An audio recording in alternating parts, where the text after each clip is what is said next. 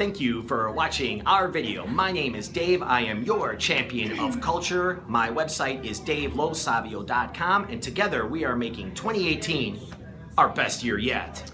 Alyssa, holistic transformation coach, ampjourney.com, and I am a master of mindfulness. Yeah. And today we are talking about energy sovereignty. First, we're going to discuss what it is. Next, why it's important and give some examples. And lastly, tools to practice, know, and set boundaries. Very, very important. All right, so let's start off with the definition of energy sovereignty. So what that is it is the right of conscious individuals to make their own decision on energy generation, distribution, and consumption in a way that is appropriate within their ecology, their social, economical, and cultural circumstances, provided that it does not affect others negatively. Yes, and that's the key, not affecting other people's negatively. And I also like to think of it as who we give energy to and whose energy we receive to ourselves. So, it's important. Why is it so important to be aware of energy sovereignty? Because energy is a limited resource. It's like water, it's like oil. Well, I don't know if air is a limited resource or not, but it might be one day. So energy is a limited resource. You only have so much that you could give throughout the day, and you can only have so much that you can receive from people before you feel like fucking exploding, and you know how that is.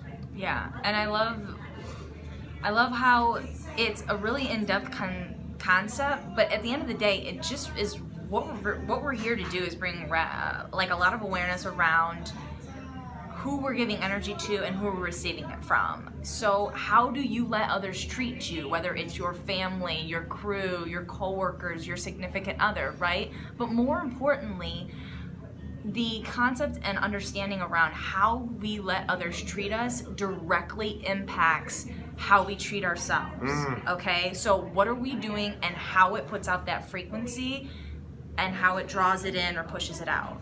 So, to repeat that again, important point here is how we treat ourselves is directly related to how we allow others to treat us.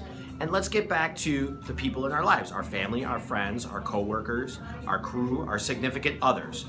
So, in the exchange of energy, we can differentiate between a pattern and an isolated incident. So, let's go with an isolated incident right here first. A death. A death in the family, right? One of your best friends, their mom died. Their grandma died. Somebody that they were close to. And they're mourning. You're going to be there for them. You're going to receive their energy. Yes. You're going to create the space to just let it out. Let them really feel into the pain so you know that they can heal. Yeah. At the same time, after a week or 2 or 3, you're going to be there for them, and eventually they're going to feel better. That's an isolated incident. Now, your typical corporate America, been miserable in a job for 20 plus years now. Now we're getting into a pattern. So we've all had somebody, and we've been there before, where something in our job is bothering us. And we start to dump it on other people. And it's the same thing that we're saying to them 2 times, 3 times, 4 times, 5 times. We've all done it to people, and I'm sure we can think of someone that's doing it to us maybe right now. That's a pattern.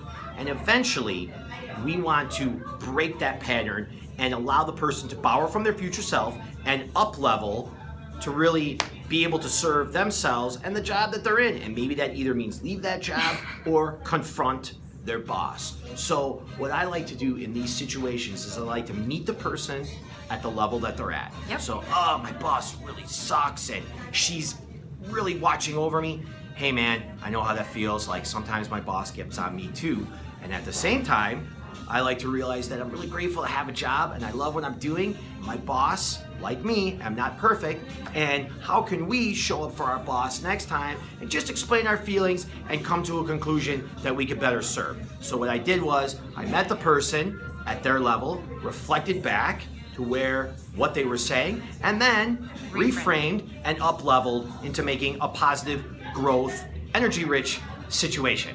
And I think that I love that you were saying, and it's when we don't do this, it's a matter of, I think, for me especially, I get a lot of like negative energy dumped on me because it's just part of my role in all three careers in which I do. But it's a matter of always coming from a place of love, whether it's a personal me as a trainer, me as a coach, me as an instructor, that I'm not serving you. I'm not serving him, her, anyone in my community if I'm allowing you to come to me with that pattern. Yes. I'm not serving you. So remember, energy, it's a limited resource. We only have so much of it. We only have so much that we could give. And most importantly, we only have so much of it that we can receive before we explode and maybe resort to something like numbing techniques that we know are not good and that we know don't really serve us. So, I'm good if you're good. Thank you for joining us today. Yes. And again, my name is Dave. My website is davelasavio.com, your champion of culture. Alyssa, Master of Mindfulness, Holistic Transformation Coach, ampjourney.com. Thank you. Share and give us your feedback. We love you.